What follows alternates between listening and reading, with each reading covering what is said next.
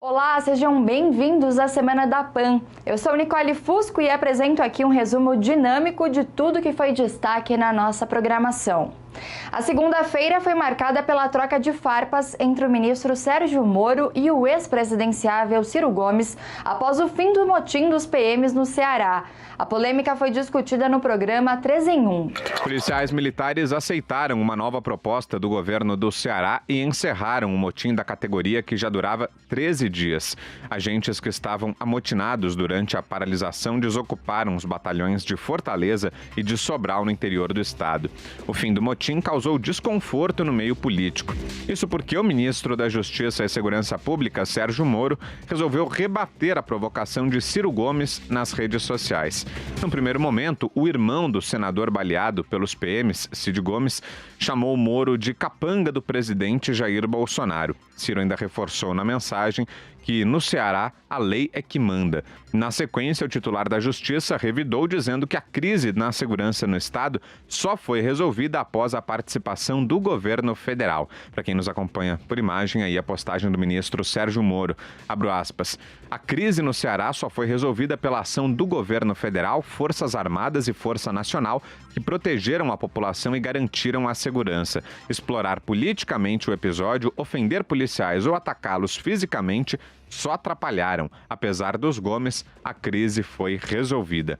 No último sábado, Sérgio Moro afirmou que o motim dos policiais no Ceará era ilegal e que precisava ser interrompido o mais brevemente possível. Diga, Thaís. Então, o ministro Sérgio Moro, ele apanha quando ele merece e quando ele não merece, né? Dessa vez, na minha opinião, ele não mereceu. Primeiro porque ele foi acusado de politizar a situação quando ele respondeu a uma provocação que aí sim politizava a questão da parte do Ciro Gomes. Aí ele foi criticado também por ter sido supostamente muito ameno. No primeiro tweet que ele escreveu, esse aqui que você citou, já era um tweet em resposta ao Ciro Gomes, mas ele tweetou um outro antes, comemorando o desfecho positivo do motim, e daí por isso ele foi criticado como se ele estivesse se esquecendo ou ignorando as 170 mortes que ocorreram no meio do processo. Obviamente, ele estava celebrando o desfecho que levou, o processo que levou ao fim do motim, e não o motim em si, muito menos ainda as mortes. Então, eu acho que isso foi bem conduzido. Apesar das várias cascas de banana que tinham no caminho, né, incluindo o fato de estarem aí envolvidos o governo Bolsonaro, representado pelo ministro Sérgio Moro, e um governador do PT, o governador Camilo. Acho até que o presidente Bolsonaro se saiu relativamente bem na situação, uma vez que ele não falou nada. Ele foi cobrado também poderia ter falado, poderia ter sido... Eu acho que ele não poderia ter falado e nem precisaria. O Bolsonaro gosta de dar tiros no próprio pé, mas ele não é obrigado a fazer isso o tempo todo. E nesse caso, ele daria um tiro no pé de qualquer maneira, dado que ele é presidente da República e ex-deputado federal, que teve sempre, historicamente, como base eleitoral dele, os policiais militares, inclusive. Então não havia jeito dele falar qualquer coisa que não ajudasse a acirrar mais ainda os ânimos. Aí, quanto ao Ciro Gomes, que chamou o ministro de capanga do presidente, isso faz parte do amplo repertório de Coronel do Sertão do Ciro Gomes, né? E então ele continua sendo o que ele sempre foi, eterno Coronel do Sertão e eterno candidato a presidente da República. Fala, Josias. A boa notícia é que o motim da Polícia Militar do Ceará terminou sem que a exigência feita pelos amotinados fosse atendida pelo governador Camilo Santana, a exigência de anistia. A má notícia é que agora autoridades e políticos decidiram sapatear ao redor da memória dos cadáveres que desceram a cova como vítimas de homicídios durante o motim. Se anistiasse os policiais que se fecharam aí nos quartéis de armas na mão, capuz na cabeça, o governo estadual assinaria a sua capitulação e transformaria em sócio de uma palhaçada o governo federal, que enviou para lá, para o Ceará, a Força Nacional de Segurança e o Exército. Num cenário ideal, os amotinados teriam sido retirados dos quartéis sem negociação. Negociar com tropa rebelada é sempre uma ofensa à ordem democrática. Mas o que resultou do entendimento, segundo se anuncia, foi a garantia dada aos amotinados de que os seus processos vão ser acompanhados por uma comissão externa, com gente da OAB, da Defensoria Pública, quer dizer, assegurou-se a garantia de legalidade para quem violou as leis. Melhor assim. Teria sido ótimo se antes e depois desse motim, agentes públicos, políticos, tivessem feito uma greve verbal. O ministro Sérgio Moro, que no geral se portou bem, ele falhou em alguns momentos quando ele permitiu que a sua retórica se confundisse com os interesses dos amotinados. O Sérgio Moro disse no sábado que o motim era ilegal, mas os policiais, por dedicados, tinham que ser valorizados. Ora, se é ilegal e tem que ser tratado como um sujeito que está desrespeitando a lei e não ser valorizado. Aí no domingo, falando para os amotinados, um subordinado do ministro, o Antônio Aguinaldo de Oliveira, que é o diretor da Força Nacional de Segurança, chamou os policiais sublevados ali de gigantes, corajosos. Meio fora de propósito isso, né? Depois, no Twitter, o Moro festejou ali o desfecho do motim, realçou o papel do governo federal e disse que prevaleceu o bom senso, sem radicalismos, disse ele. O Ciro Gomes vestiu a carapuça e aí se expressou no melhor estilo Ciro Gomes, se referindo ao Bolsonaro, ao seu capanga Moro, na expressão dele, e aos generais. Ele disse que no Ceará manda a lei. Se de fato prevalecesse no Ceará a lei, o Cid Gomes, o irmão do Ciro, estaria nesse momento respondendo a algum processo criminal por ter cometido o gesto tresloucado de jogar um trator contra um grupo de pessoas. Suave com os amotinados, o Moro foi mordaz com o Ciro.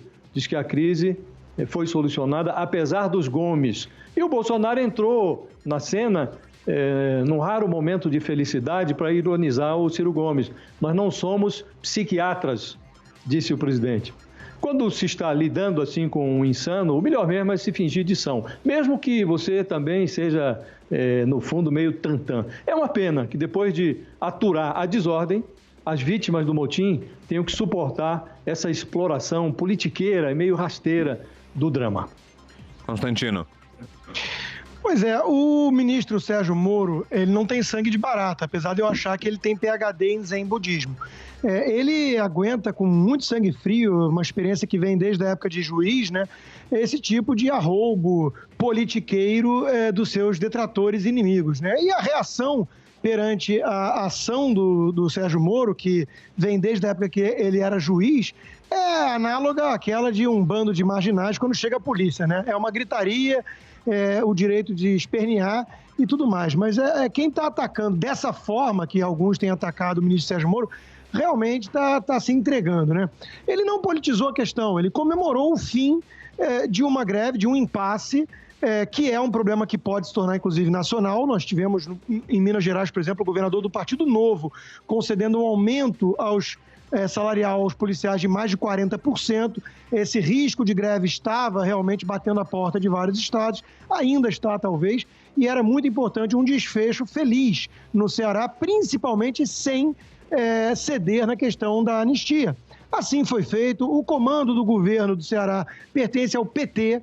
É um assunto suprapartidário, porque o mais importante é resgatar a ordem no Estado. Isso foi feito com a ajuda federal e o ministro responsável por isso comemorou, inclusive mencionando que se tratava de uma greve ilegal. Mas, obviamente, o grosso da imprensa não vai perdoar jamais Sérgio Moro pelas suas virtudes e pelos resultados bons que entrega, não pelos seus eventuais defeitos. E é disso que se trata. Então já tivemos ali um comentarista da Globo News falando que ele esqueceu de mencionar que era motim, porque policial não pode fazer greve. Ele tinha mencionado que era uma greve legal, o que não quer dizer que você não possa reconhecer demandas legítimas dos grevistas que optaram por um caminho inadequado ou inconstitucional. São coisas separadas, são coisas diferentes, né? A polícia é muito massacrada em nosso país na narrativa ideológica, muitas vezes, dos seus detratores. E eu acho que é importante ter quem as defenda, mesmo que reconheça os erros quando acontecem, como foi essa greve. A Folha de São Paulo tem a seguinte manchete no ar agora, enquanto fazemos o nosso programa: Moro politiza fim de motim no Ceará e não vê radicalismo mesmo após onda de morte. Quer dizer, se isso não é uma chamada ideológica, eu não sei o que é. E aí vem um sujeito desequilibrado, desqualificado, como o Ciro Gomes, provocando, né, e chamando o ministro Moro de capanga, fazendo coro ao seu irmão mais desequilibrado ainda e que cometeu um ato criminoso, que está muito esquecido na imprensa, na minha opinião, né, que é pegar a retroescavadeira e lançar em cima dos grevistas. Disso pouca gente tem falado, infelizmente. Então, a resposta do ministro Sérgio Moro, que vem sendo alvo aí de muitos, ela é a mais elegante possível. Quer dizer, ele só constatou que a crise chegou ao fim, apesar dos Gomes, porque se dependesse realmente deles, as retroescavadeiras estavam atropelando as pessoas, né? Então, é uma resposta elegante de alguém que consegue demonstrar autocontrole, ao contrário dos seus detratores. Não é um bate-boca, como alguns falaram, entre Ciro Gomes e Sérgio Moro. Isso não aconteceu, isso é uma narrativa mentirosa. O que aconteceu é um sujeito sem menor controle, esperneando e atacando e xingando. Vamos lembrar que outro colunista da Folha de São Paulo, que eu mencionei, chamou o Sérgio Moro de líder da extrema-direita do Brasil, Mussolini de Maringá. Esse é o nível da turma que ataca o ministro, né, dessa forma. E ele rebateu com muita elegância. E o presidente Bolsonaro veio em cima endossando algo, inclusive, que eu acho que tem um respaldo técnico de muitos da área, né, que realmente o caso dos Ferreira Gomes é um caso de psiquiatria mesmo. Ainda na segunda-feira, o ex-presidente Lula recebeu o prêmio de Cidadão Honorário de Paris. O ex-presidente Luiz Inácio Lula da Silva afirmou nesta segunda-feira em Paris que o Brasil vive o enfraquecimento do processo democrático marcado pela ganância e pelo desprezo aos direitos do povo. A declaração foi dada durante a cerimônia em que o petista ganhou o título de cidadão honorário da capital francesa. O evento contou também com a participação da ex-presidente Dilma Rousseff e do ex-prefeito de São Paulo, Fernando Haddad. No discurso de mais de 30 minutos, o petista afirmou ser inocente em relação às acusações que pesam contra ele e chamou os procuradores envolvidos e o ministro Sérgio Moro de mentirosos. O povo não gosta do Congresso Nacional? Deputados e senadores são mentirosos? Eles são o resultado do grau de consciência política do povo no dia da votação. De acordo com um comunicado da Prefeitura de Paris, a homenagem concedida ao ex-presidente em outubro seria uma resposta ao engajamento de Lula na redução das desigualdades sociais e econômicas do Brasil. A carta de convite a Lula para o evento afirmava que os direitos políticos e civis do ex-presidente foram desprezados. Condenado no caso do triplex do Guarujá, Lula só foi libertado no dia 8 de novembro, quando o Supremo Tribunal Federal mudou o entendimento sobre a prisão após condenação em segunda instância. O ex-presidente é o segundo brasileiro a receber o título depois do cacique Raoni pela defesa dos direitos humanos. O assunto foi comentado em Os Pingos nos Is. Lula foi recebido por gritos da plateia amestrada e discursou em português, lembrando os dias na cadeia e se referindo ao ex-juiz e atual ministro da Justiça Sérgio Moro como um criminoso. Disse, abre aspas para o presidiário, eu tomei a decisão de me entregar, ele está falando de abril de 2018. Eu poderia não ter sido preso, atenção, poderia não ter sido preso, poderia ter ido para uma embaixada, mas mesmo com mais de 70 anos decidi ir até a Polícia Federal porque alguém tinha que provar que o juiz Sérgio Moro era criminoso e que os representantes do Ministério Público me acusaram também eram criminosos, eram mentirosos. Lula disse ainda que o Brasil vive o resultado de um processo de enfraquecimento do processo democrático e um cenário de desprezo mesquinho pelos direitos do povo. O ex-presidiário falou também sobre a felicidade ilimitada por estar em liberdade e por estar ao lado da noiva Rosângela. Sempre é bom lembrar que ele viaja, está acompanhado de 4 assessores pagos com o seu dinheiro, com o nosso dinheiro, Augusto Nunes. Isso graças à ditadura Bolsonaro, né? Porque é a única ditadura do mundo que permite ao sujeito condenado 2 vezes em segunda instância por corrupção e lavagem de dinheiro, permite que ele viaje para criticar o próprio governo, né, e criticar o sistema de justiça. Agora, nós acabamos de descobrir que ele foi preso voluntariamente, ele quis ser preso para provar que o Sérgio Moro era o bandido da história. Pois então quebrou a cara, o Sérgio Moro ficou mais popular e o Lula, olha, a morte política... todos os políticos dizem que o sujeito só morre, a morte política só vem com a morte física. O Lula vai descobrir que isso pode haver exceção, né? A morte política pode se dar em vida. É o que vai acontecer com ele e vai começar a perceber isso na eleição municipal deste ano. Exatamente. Tirando as Gleisi, Lindbergh, a Dilma Rousseff e Fernando Haddad estavam lá em Paris. Aliás, com que dinheiro será que viajaram? E fica aí a pergunta. Tirando esse pessoal, o Lula não junta, não enche mais uma perua Kombi. Diga lá, Zé Maria. Muito esse pessoal não trabalha, é tudo dinheiro público mesmo, puxadinhos, né, do dinheiro público. Ô Silvio, o Lula está se esmilinguindo, né? O apoio, já existem líderes aí na esquerda, como o próprio Flávio Dino e outros que o PT tentou cooptar, não conseguiu, e que está se fortalecendo na esquerda. Agora, o que me assusta vamos pegar ali a história do Lula. Lula está condenado em segunda instância em 2 processos. E existem outros 5 processos em que ele é réu. Então, o que acontece? Como ele critica uma justiça tão benevolente como esta, que mesmo condenando ele é um condenado em segunda instância, permite que ele viaje para o exterior, né? Isso é um perigo de não cumprimento da pena, o que justifica a prisão preventiva, que é o risco de não cumprimento da pena. Qualquer país do mundo civilizado não permitiria isso. Uma legislação não pode permitir que um condenado em segunda instância, prestes a transitar em julgar, vá ao exterior. E ele, no próprio discurso, fala da possibilidade de a tentação, né, de não cumprir uma pena determinada pela justiça. Houve aqui um barulhão danado, uma propaganda, o pessoal mandando mensagens, né, e tal, o Lula está ao vivo no discurso e tal. Ele não é nenhum Henri Charrier, que fez o Papillon, preso, que voltou a Paris e foi perdoado. O Lula é um condenado que vai continuar condenado. Ele não será perdoado porque as provas são contundentes contra ele.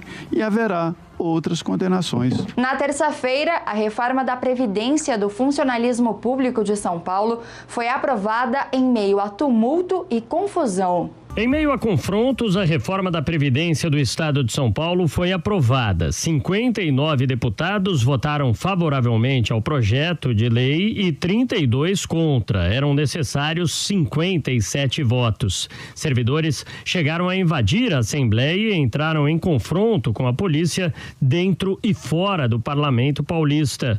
O saldo foi de muitos prejuízos, com salas, corredores, móveis e vidraças danificados. Até mesmo hidrantes foram abertos. A tropa de choque interveio com balas de borracha, gás-pimenta e bombas de efeito moral. O deputado estadual pelo PP, delegado Olim, disse que a democracia foi atingida com a guerra vista no local. Bom, eu acho que é uma democracia. Você tem o direito a vir aqui, o deputado votar. Teve deputado que não conseguia sair do seu gabinete. Os deputados foram xingados aqui.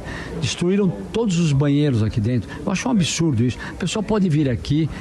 Eu acho que ela tem o direito de vir aqui, protestar, é um direito dela, porque é o futuro dela. Mas não vir aqui, a democracia não é isso. Democracia, você tem o seu direito, eu tenho o meu direito. Não podem fazer o que fizeram aqui. E se você não colocasse tropa de choque, eles teriam quebrado tudo, quebraram os vidros da entrada aqui. Ainda dentro do plenário, que precisou ser cercado por policiais para que houvesse o segmento das votações das emendas, o presidente da Lesp, deputado Cauê Macris, do PSDB, lamentou o quebra-quebra. Os manifestantes que vieram aqui de maneira legítima, né, colocar suas posições, sejam elas contrárias ou favoráveis à reforma, né, enxergaram e assistiram, né, o palco, né, de uma depredação por parte, né, de alguns poucos black blocs e também vândalos que acabaram se juntando a esses black blocs, que quebraram muitas coisas dentro da sede do Poder Legislativo. Um dos oposicionistas, deputado Carlos Gianazzi, do PSOL, chegou a pedir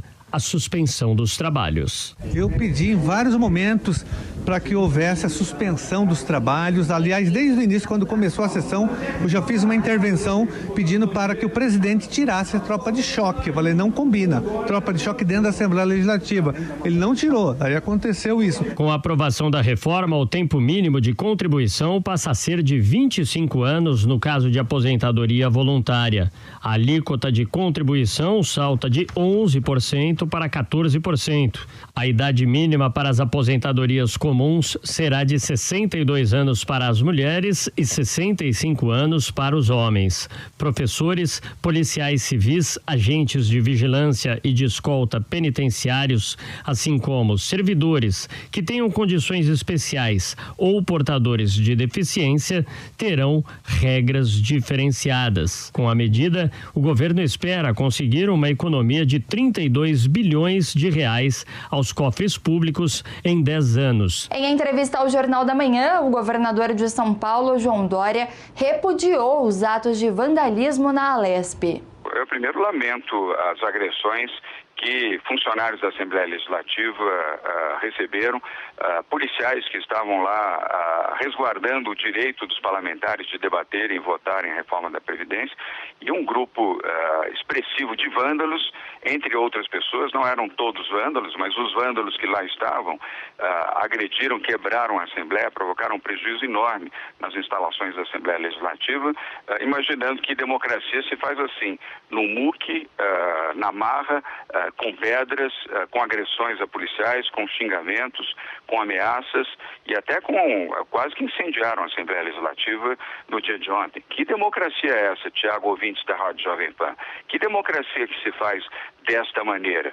E ainda lançando isso como culpa dos policiais, as imagens são claras. Aliás, a filmagem feita ali por várias pessoas demonstraram claramente a forma agressiva com que alguns desses manifestantes se dirigiram à Assembleia Legislativa. O episódio foi discutido no Morning Show com a presença do economista Alan Gani. Eu já vou aproveitar a presença do Alan Gani aqui com a gente, economista. O que você, vendo essas imagens, a gente só pode ficar mesmo aturdido com essa história toda, mas o que você acha que esse episódio mostra da política brasileira, do estado de coisas que a gente vive no Brasil, Alan?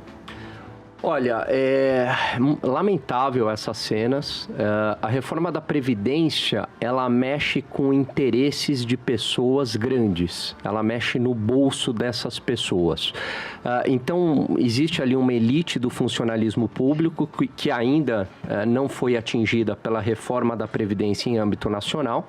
E essa reforma da Previdência vai pegar direto no bolso desses servidores. E a maior resistência vem exatamente do funcionalismo público. O que eu vejo é que jovens, sem nenhuma perspectiva de vida, sem nenhum sentido de vida, apenas com um sentido revolucionário, eles acabam sendo instrumentalizados por esses grupos de poder para fazer esse tipo de coisa, né? Mesmo a reforma da Previdência em âmbito nacional, a aprovação dela, ela foi bastante dura, né?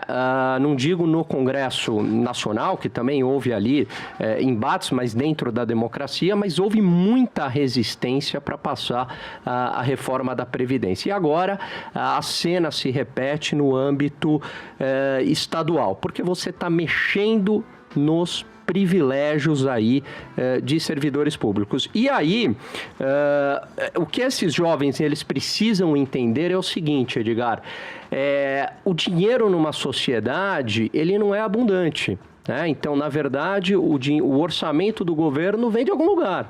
Certo? Então, o dinheiro é fruto da produção de bens e serviços. O orçamento é limitado. Se não fizer reforma da Previdência, o sistema não se sustenta, não haverá previdência para mais ninguém. E veja, a economia que o Vini falou de 32 bilhões, fazendo uma reforma da Previdência, são 32 bilhões de reais que podem ir para a saúde, que pode ir para a educação, que pode ir para a infraestrutura. O que essas pessoas não entendem, principalmente esses jovens baderneiros, o que eles não entendem é que a reforma da Previdência ataca privilégios, né? Está atacando exatamente a elite do funcionalismo público. E só para finalizar aqui, curiosamente, quando você tem grandes manifestações de direita, né, você não vê um tipo de depredação, é tudo dentro da ordem. São sempre os mesmos grupos, né, que fazem essa depredação nessas manifestações aí violentas de esquerda. Antes da gente passar para o comentário do Adriano, eu queria primeiro entender um pouco melhor do teu comentário. Quem seriam essas essas pessoas que têm privilégios hoje? Porque foi um modelo de mudança, né, previsto nessa mudança de previdência que no Brasil gerou comentários como assim, quem está fazendo o maior esforço é o povo, enfim. E aí vem esse discurso que o teu, inclusive, está em consonância com o governador. Ouvindo ele falar ao Jornal da Manhã, é um pouco esse discurso que tem a situação, né, o governador de São Paulo. Agora, a gente tem, pelo teu comentário, a leitura que eu faço é que esses baderneiros estão lá amando desses privilegiados, né? Agora, quando você fala em privilégios, ok, posso crer que haja privilégios mesmo em relação ao funcionalismo público, tudo. Mas a grande massa é de trabalhadores que ganham um pouco, inclusive, dentro do funcionalismo público e que podem estar sendo afetados por essa mudança na Previdência. Quem seriam essas pessoas que têm esses privilégios que você aponta e como eles conseguiriam articular para que baderneiros se infiltrassem e fizessem esse tipo de claro, uma atuação totalmente desproporcional, antidemocrática? Bom, vamos lá, né? Primeiro, a própria população, essa população mais pobre, a maioria está financiando as aposentadorias da elite do funcionalismo público, Os privilégios, porque o orçamento do governo é limitado. Então, é justamente o mais pobre financiando o mais rico. Só para citar um exemplo, né, no funcionalismo público, a gente pode falar aí de professores, né? Seriam os privilegiados? Não, também você tem aí alguns professores, alguns cargos ligados à Assembleia, por exemplo, que tem privilégios. Você tem distorções de salários dentro do âmbito universitário, por exemplo, do âmbito das escolas, no meio jurídico, enfim. Né? Você tem aí pessoas ganhando aposentadorias ou com perspectivas de ganhar aposentadorias muito maior do que a média. Né? E, obviamente, que essa ordem de comando para estes grupos, ela não é uma ordem que vai ser explícita. Ninguém quer estar ligado a essa baderna, a essa imagem. Sim. Mas você pode, por exemplo, numa universidade, insuflar esse tipo de coisa, criar um ambiente para que revolucionário, para que esses baderneiros ataquem. É que eu tenho dificuldade de entender, Adriles, que o professor, ele recebe o privilégio, o professor que tem um salário tão baixo, o professor que padece tanto, né, da questão dos recursos que levanta com o seu trabalho, com o seu ofício. Mas vamos lá. Há professores e professores. Por exemplo, você tem Fernando Henrique Cardoso, isso é público que eu estou falando. Ele é aposentado, acho que se eu não me engano, com R$28 mil. Né? Delfim Neto, idem. Né? Então, são aposentados pela USP com R$28 mil. Integral, e não produzem mais. Sim, agora, E tem uma expectativa de vida maior. Fernando Henrique saiu numa matéria da Folha de São Paulo. Acho que o Fernando Henrique chega a 41 mil. Como você corrige essa distorção sem prejudicar quem é o professor de campo mesmo? O professor que está nas escolas estaduais, o professor que ganha um salário baixo, né? Como é que você vai dirimir isso? Sim, claro. Você corrige essa distorção fazendo um Estado mais enxuto, apoiando o empreendedorismo que faz com que as pessoas prescindam, em grande medida, de ajuda estatal. Porque a conta simplesmente não fecha. Quando você tem uma população envelhecendo com altas expectativas de vida, graças a uma melhoria de vida causada pelo incremento do capitalismo, as pessoas vivem mais como o próprio Fernando Henrique, com 88 anos, que garante uma aposentadoria de R$41 mil, meu caro Edgar. Então, quando o empreendedorismo sagrar-se exatamente o principal motor da economia e não o Estado, que o Estado não produz dinheiro, a gente pode falar em cercear esses privilégios que são necessários que sejam cerceados. A reforma da Previdência é uma coisa necessária no mundo exatamente pelo envelhecimento progressivo da população. E ela só não foi encampada pelos estados e municípios dentro da reforma da União por causa de populismo, de governadores de esquerda, sobretudo do Nordeste, que se recusaram. Eu tenho que dar palmas ao governador João Dória, que sempre se colocou a favor dessa reforma que incluía estados e municípios e que vai fazer poupar 32 bilhões de reais, esses que podem ser revertidos em segurança, saúde e educação. Em relação ao vandalismo, isso é muito triste, eu não sei se são jovens cooptados, tem gente que falou que são black blocs, mas eventualmente existe claramente uma direção de um tipo de máfia sindical que quer manter privilégios e à custa desses privilégios, aí sim faz um ataque direto, violento e agressivo à instituição do parlamento. E o parlamento significa exatamente diálogo. Isso que aconteceu é uma agressão à possibilidade de diálogo. E quem vai arcar, quem vai pagar pelos custos da depredação, do ataque visceral ao patrimônio público, é justamente esse povo que essa máfia sindicalista que não dialoga e que agride, finge defender quando defende simplesmente os próprios interesses, os interesses dos privilégios de quem usurpa o salário do povo. Bom, vamos lá. Tenho dificuldade de entender que eles que estão aí fazendo essas coisas estão amando ou representando os que têm privilégio. São cooptados. Só para usar o exemplo do Fernando Henrique, eu fico imaginando que essas pessoas que estão nessa condição... Não, mas é um exemplo que foge, que não é uma regra, entendeu? Não, mas você a grande massa está em outro lugar. Mas só para complementar... ligados ao sindicalismo. Mas a grande massa dialoga, Sim, tenho dificuldade de entender o seguinte, que essas pessoas que você se refere, que poderiam estar ali representando interesses de pessoas que têm e alimentam privilégios no funcionalismo público, eles não estariam preocupados muito com isso se estivessem vivendo mesmo esse privilégio que você se refere. Eu acho que eles são pessoas que estão reivindicando, na ideia deles, não aprovo nenhum tipo de vandalismo e atitude como essa, mas eles estão reivindicando um poder e que para que não haja uma perda ainda maior no funcionalismo público de base mesmo, professor das escolas públicas estaduais e municipais. Mas o povo não é Mas vamos lá, ali. vamos lá. Edgar, se não fizer a reforma, a perda é inevitável. Ou é isso... Não é não fazer, não é não fazer. Talvez fazer uma reforma em que você possa ter nuances diferentes para situações diferentes. Para que você não coloque no mesmo balaio, porque se o Fernando Henrique deixar de ganhar 40 e passar a ganhar 20, vai ser para ele tudo ok. Agora, se um professor tem uma perda de um salário que é de R$ 2.500, R$ 2.800, a perda significativamente, proporcionalmente, seria muito maior. Na quinta-feira, a Alesp concluiu a reforma da Previdência. Depois de um dia de tumulto, o projeto de lei complementar que regulamenta a reforma da Previdência dos servidores públicos foi aprovado na Assembleia Legislativa do Estado de São Paulo. Entre as principais medidas aprovadas está a criação de uma alíquota progressiva de contribuição para os servidores, que vai variar entre 11% e 16%, conforme o salário. A alíquota de 16% será cobrada dos funcionários que recebem acima de R$ 6.000. A regra foi um dos pontos de maior divergência entre governistas e oposição no plenário. Inicialmente, estava previsto que a alíquota subisse de 11% para 14% para todos os servidores.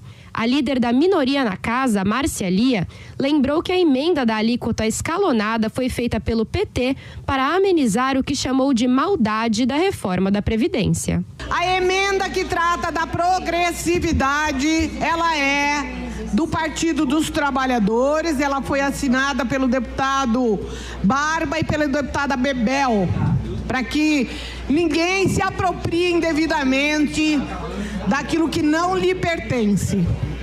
Quero dizer que o que aconteceu nessa casa no dia de ontem foi uma verdadeira barbárie.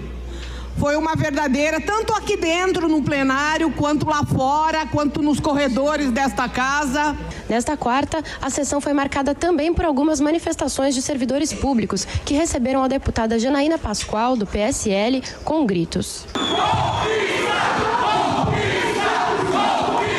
Em meio aos protestos, Janaína afirmou que a proposta da alíquota progressiva foi definida em uma reunião com vários parlamentares da casa e não com a oposição. Que esse acordo foi construído entre os parlamentares que trabalham, entre os parlamentares dos mais diversos partidos, sem a esquerda presente, porque só quando o acordo estava fechado, a deputada Marcelia chegou.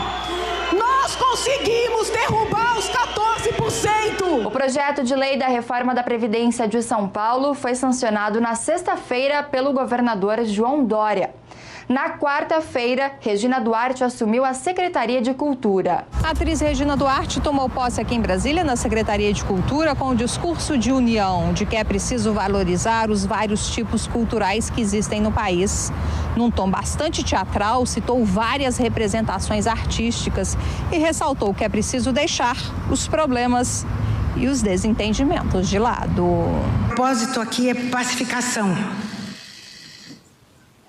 e diálogo permanente com o setor cultural, com os estados e municípios, com o parlamento e com os órgãos de controle. A nova secretária de Cultura admite que os desafios serão grandes, mas afirma que chega com o desejo de inovar e fazer muito pelo setor, mesmo diante das dificuldades orçamentárias. Eu posso agora até passar por ingênua, mas eu acredito que se possa fazer muita cultura, fazer arte, tudo, com os recursos que temos, criativamente, como no meu tempo de amadora. Não, agora não, ela já está passando do ponto, já está se perdendo. Não, acredito também que se possa fazer mais com mais.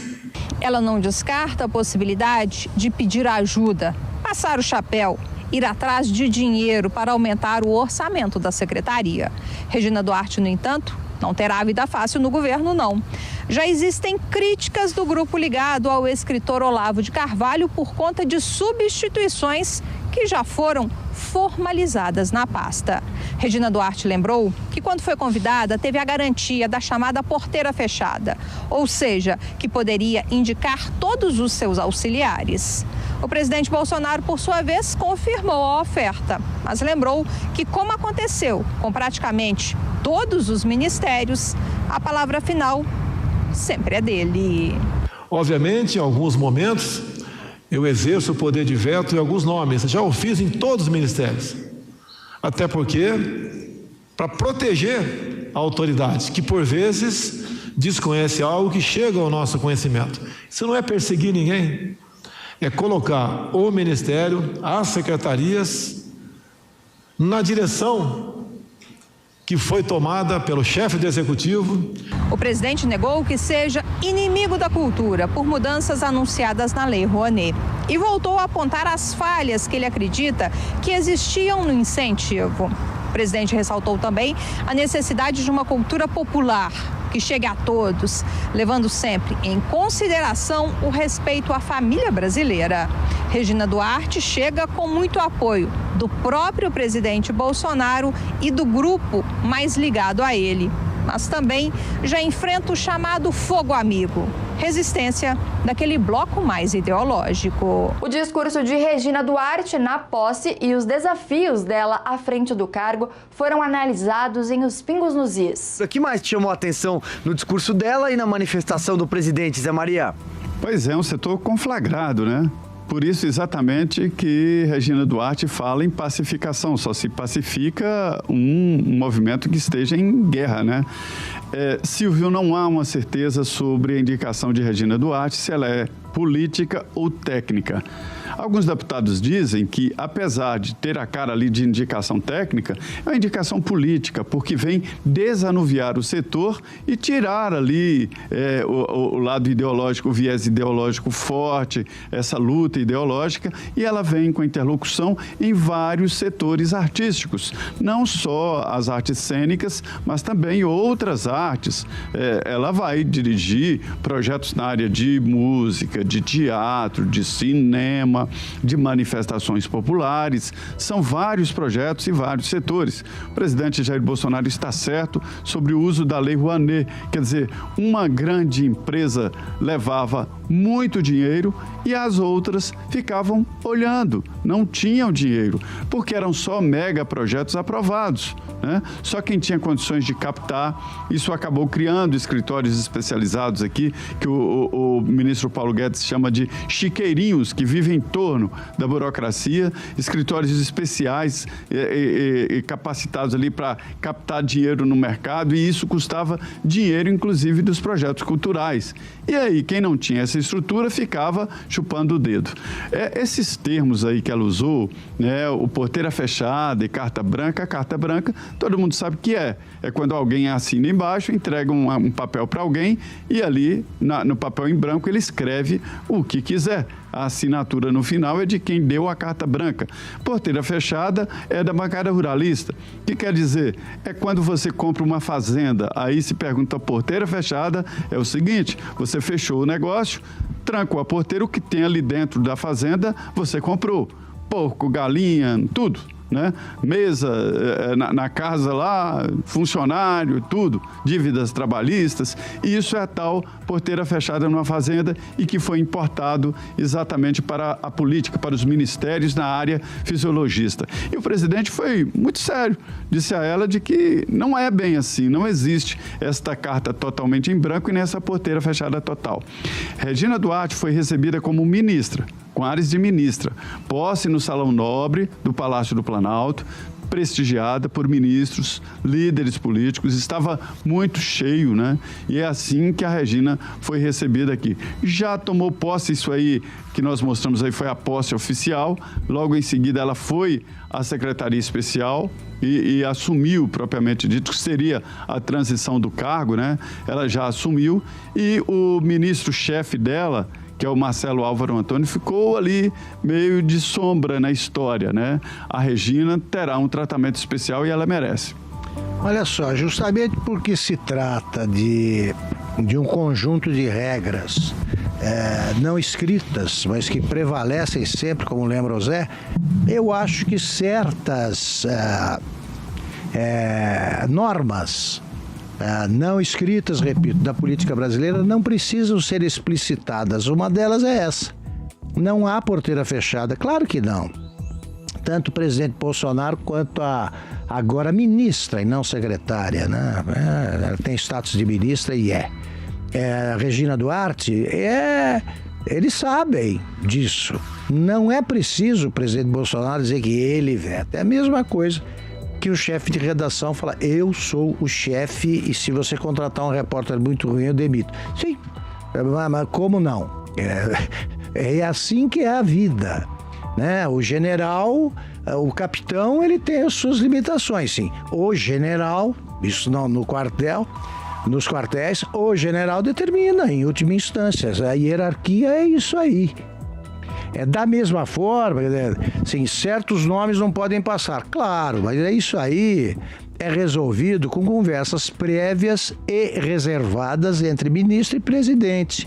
Consulta antes, a BIM está aí para isso, se houver qualquer tipo de dúvida. Então eu acho que não é preciso tornar mais tensa uma relação que é tensa por definição, desde sempre, e em meio a tensões agravadas, várias delas absolutamente infundadas aí, pelo entorno do presidente da República. Quer dizer, já a ministra nem assumiu e já há aliados do presidente criticando, dizendo coisas, fazendo previsões absolutamente malucas e tal.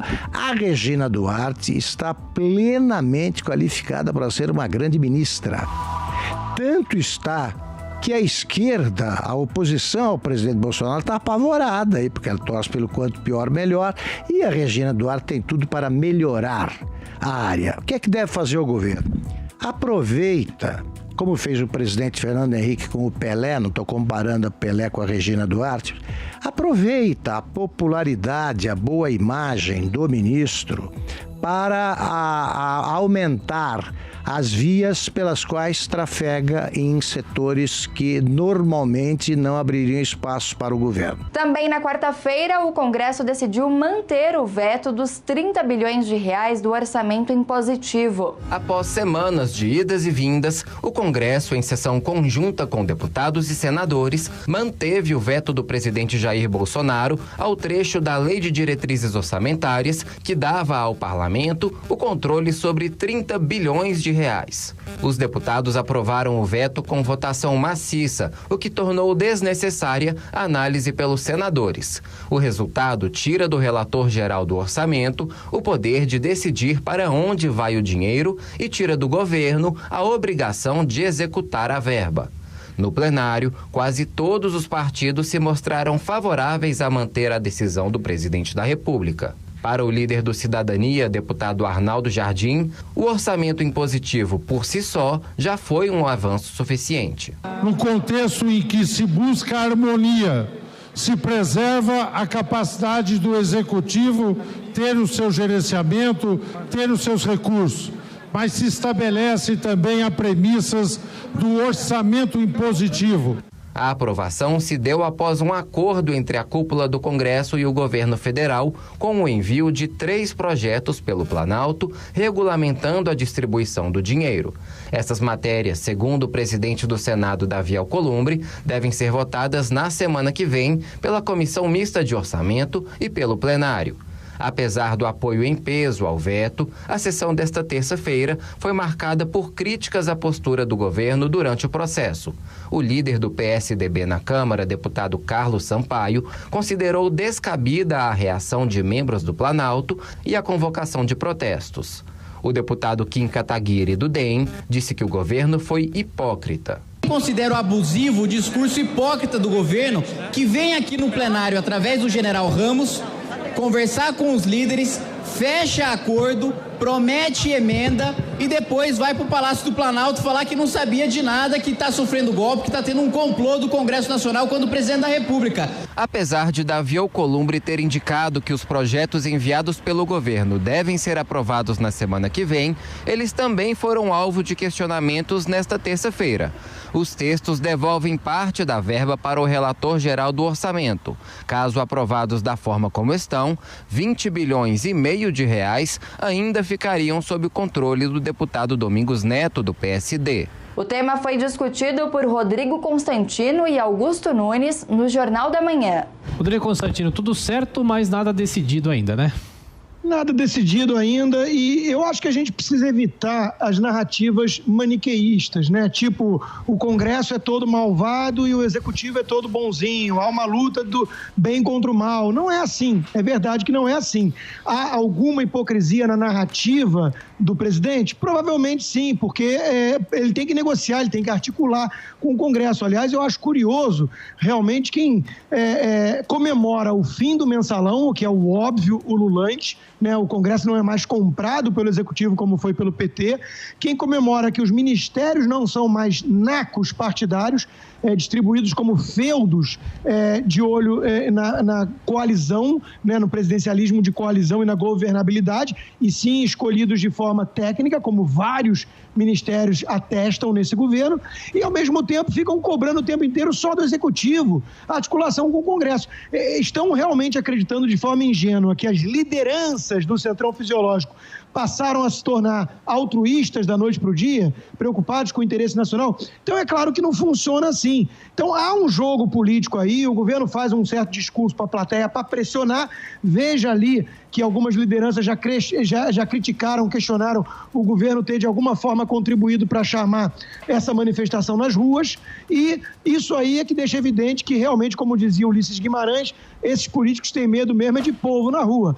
Faz parte da negociação do Executivo com o Legislativo, povo na rua. Não porque o Executivo incorpore a vontade geral e seja a voz do bem, e sim porque a gente sabe que ainda tem aí um centrão fisiológico muito forte e que agora vai controlar 17 a 20 bilhões de reais em ano de eleição municipal. De novo, é um meio veto, né? Meio veto. Espertamente, Eles estão querendo, os deputados federais e senadores estão deslocando do presidente da República ou do governo federal para o relator da comissão que decidiu isso aí, é uma atribuição que, pela Constituição, é do presidente da República, que é aplicar o dinheiro do orçamento. Como é que um deputado vai decidir onde deve ser aplicado o quê em todo o Brasil? É absurdo. Ainda na quarta, o presidente Jair Bolsonaro causou polêmica após usar um humorista para falar sobre o resultado do PIB do Brasil em 2019. O episódio foi debatido no 3 em 1. O crescimento de apenas 1,1% do Produto Interno Bruto em 2019, informado hoje pelo IBGE, frustrou pelo segundo ano consecutivo as expectativas de uma retomada mais firme da atividade econômica. Após a divulgação do resultado fraco, o presidente Jair Bolsonaro escalou um humorista para responder perguntas da imprensa sobre o ritmo da atividade econômica. O primeiro PIB de Bolsonaro é pior do que o último do ex-presidente Michel Temer. Ao ser questionado sobre o resultado, Bolsonaro passou a bola para o humorista responder por ele. Temos o vídeo aqui. PIB, saiu o PIB hoje. Presidente Bolsonaro, você vai falar sobre o PIB. O que é PIB? Paulo Guedes. Outra pergunta. Vestido como Bolsonaro, inclusive usando uma réplica da faixa presidencial, o humorista carioca usou a estrutura da presidência para oferecer bananas aos jornalistas em frente ao Palácio da Alvorada. Ele ainda pediu para ser questionado pelos profissionais como se fosse o presidente, o que não ocorreu. Depois, o próprio presidente apareceu e quis participar da encenação, que foi combinada um pouco antes. Enquanto isso, mencionado na resposta do humorista como a pessoa que saberia explicar o resultado do PIB, o ministro da Economia, Paulo Guedes, continua a movimentar as negociações políticas para o governo. Nesta terça, Guedes afirmou que o governo tem 15 semanas para mudar o Brasil e, com isso, aprovar um conjunto de 12 projetos, entre eles a reforma administrativa. A fala do ministro foi após um encontro com integrantes de grupos como o Vem Pra Rua e o Movimento Brasil Livre. E aí, Constantino?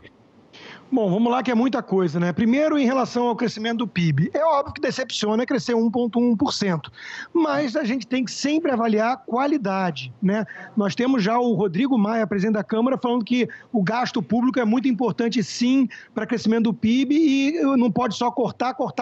Ou seja, já tem aí o nosso líder do parlamentarismo branco querendo meter a mão no acelerador, né, fiscal. Essas heterodoxias nunca funcionaram. O PIB cresceu pouco no primeiro ano do governo Bolsonaro, é verdade, isso decepciona também, é verdade, preocupa, né? Mas com uma qualidade muito melhor. Nós tivemos hoje, eu vou falar já da questão do humorista, acho lamentável, mas o governo não se eximiu de explicar. Né, na figura do presidente, com certeza fez esse papelão. Mas o secretário Adolfo Saxida deu entrevista hoje mesmo para a Jovem Pan, no Jornal da Manhã, explicando. E a explicação é boa, é muito razoável. Eu também li a nota técnica na íntegra. E, veja, a qualidade do PIB melhorou basicamente porque o investimento privado está aumentando e o gasto público caindo. Ou seja, é um crescimento menos dependente do Estado, do governo. E o governo tem mesmo que apertar cinto. O governo brasileiro é um leviatã inchado, hipertrofiado, perdulário, incompetente e corrupto. Né? E aí, nesse aspecto, eu prefiro um palhaço a um corrupto, apesar de eu achar que a nossa régua tem que subir, não pode ser sempre comparar só com um PT, porque é muito, muito pouco isso. Mas a qualidade do crescimento do PIB não é das piores. Ele vem melhorando porque é menos dependente do Estado e eu espero que o presidente Bolsonaro não caia na tentação de flertar com soluções míopes de curto prazo de olho em pressão política eleitoral. Se ele fizer isso, é a desgraça garantida. Né? Então ele precisa acreditar no seu posto Ipiranga, porque os resultados vão vir se as reformas liberais, que é uma agenda virtuosa que tem o ministro e o governo, forem aprovadas. Agora, isso é uma grande condição, né? Porque precisa também combinar com o parlamento. E aí, um parlamento que tem um centrão fisiológico um tanto chantagista e um presidente que não apelou para o mensalão e que não apelou para a divisão ministerial com base em feudos partidários, né, precisa articular. Mas precisa articular como? Né? Convencendo Maia e companhia em nome dos interesses nacionais? Não é trivial.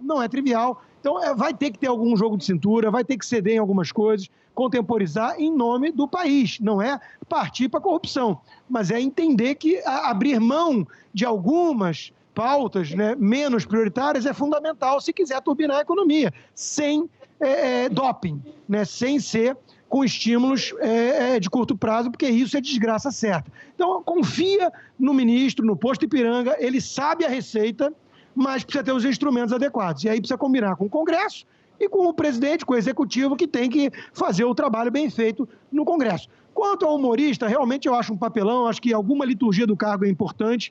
A gente sabe que vive na era das redes sociais, a gente sabe que tem muito jornalista que se leva muito a sério e a troça, às vezes, serve para chacoalhar isso, mas calma lá, né? O jornalismo, mesmo com todo o viés que eu denuncio, tem um papel a cumprir. Eu acho que esse escárnio que o presidente optou como caminho não leva a nada e é uma coisa muito mais jacobina de quem quer destruir do que coisa de conservador que quer melhorar e preservar instituições. Então eu acho que foi muito caído, né? Não foi uma brincadeira apenas, foi um desrespeito com o trabalho do jornalista que, se ele acha que tem um viés e tem, ele que aponte o viés, mas não faça como ele fez e o papelão ainda pior do humorista que se prestou a isso. Na época de Shakespeare, o bobo era aquele que tocava a real para o rei, né, como em Rei Lear, de forma engraçada. Hoje em dia, invertemos os papéis. Josias. Hoje me ocorreu ler um discurso de posse. Eu pensei em ler o discurso do presidente Bolsonaro, mas preferi ler o discurso do ministro Paulo Guedes, no dia da posse dele. O Bolsonaro assumiu a presidência em meio a uma onda positiva. Quando ele tomou posse, o ministro tomou posse no dia seguinte, no dia 2 de janeiro, o ministro Paulo Guedes, e ele disse no discurso que o Brasil vivia um momento de calmaria, com expectativas favoráveis. Essas foram as expressões usadas pelo ministro. Os pessimistas estimavam nessa época que o primeiro ano do governo registraria um crescimento ao redor de 2%. Os mais otimistas falavam em 3%. Mas o PIB de 2019 fechou em 1,1%, um resultado que é menor do que a taxa de 1,3% que o Michel Temer obteve nos 2 anos anteriores. A palavra adequada para definir isso é frustração.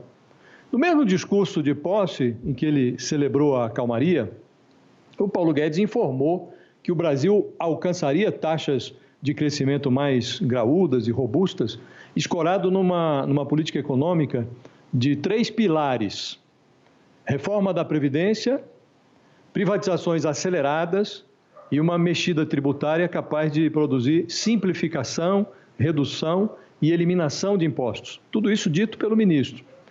Com a sua capacidade de criar crises, o Bolsonaro eliminou a calmaria que o ministro Paulo Guedes festejava.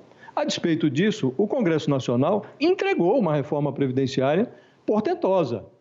O governo ficou devendo o pilar das privatizações aceleradas, não há privatizações aceleradas em curso, e parece ter desistido de levar à mesa uma proposta de reforma tributária. O governo se limita a assistir aos esforços do Congresso para fundir 2 projetos, um da Câmara e um outro do Senado. O Bolsonaro já não exibe um apetite por grandes mudanças. Até agora ele mantém na gaveta a reforma administrativa. Então, medido pelo PIB, o Bolsonaro conseguiu construir um primeiro ano, um desempenho de sub-Temer.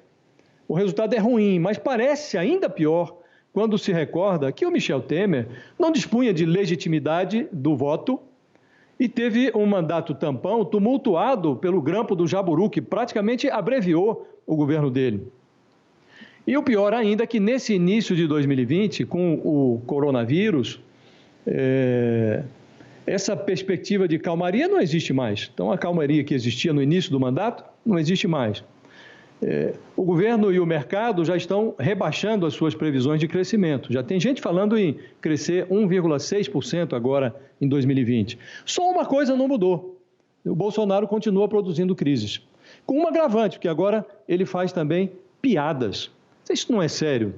O presidente precisa se levar a sério, precisa se conscientizar de qual deve ser a prioridade do seu governo, senão a gente não sai do lugar. Thaís. Então, eu queria lembrar que ontem o presidente da República publicou uma medida provisória que agradou imensamente empresas de TV que costumam fazer programas de humor e reportagens favoráveis a ele. Atendendo a pedido dessas redes de TV, ele publicou uma medida provisória que recria aqueles sorteios de prêmios da televisão, que é uma ideia que tinha sido proibida no final dos anos 90, porque foi considerada nociva e enganosa para os consumidores. Essa medida provisória que o presidente baixou ontem, recria essa iniciativa, atende ao pedido dessas redes de TV, porque elas querem fazer muito dinheiro com isso. Isso é uma grande fonte de receita para elas.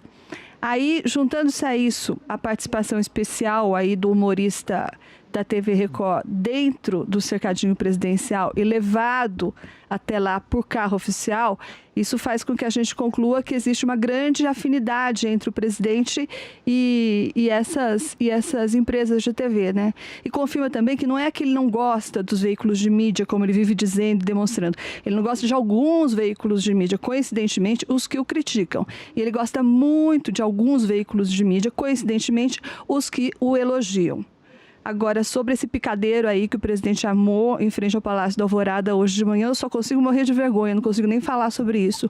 E concordo com o Constantino que o Brasil não merece um presidente corrupto, mas discordo do resto. O Brasil também não merece um palhaço. Na quinta-feira, o ministro Ricardo Lewandowski, do Supremo Tribunal Federal, arquivou o pedido de impeachment contra o ministro da Educação, Abraham Weintraub. O pedido de impeachment contra o ministro da Educação, Abraham Weintraub, foi arquivado pelo Supremo Tribunal Federal. O relator do caso, o ministro Ricardo Lewandowski, disse que a Procuradoria-Geral da República é a única que pode apresentar denúncias ao STF contra ministros de Estado.